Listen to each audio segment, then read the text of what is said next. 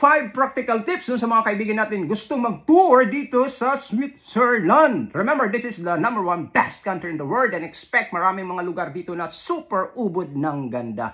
Tip number 1, dapat meron kang Swiss travel pass. Magagamit mo to sa train, sa bus, sa ship at saka sa tram. Maraming inclusives dito, hundreds of museums for free, excursion area at saka mga rides na 50% discount or di kaya libre yung iba. Tip number 2, magdala po tayo ng baon. Magbaon tayo ng sandwich and drinks para hindi na tayo bumili doon sa area ng ating pupuntahan dahil tinitiyak ko sa inyo sobrang mahal at mahihimatay ka sa presyo nito. Tip number 3, baon ka ng power bank dahil bawat kanto rito super ganda at tiyak mauubusan ka ng battery. Tip number 4, planuhin nyo po mga kaibigan ang pagpunta rito. 3 days, nakakapagod po siya. I suggest 5 to 7 days para at least 85% ng ganda ng Switzerland ay makita nyo.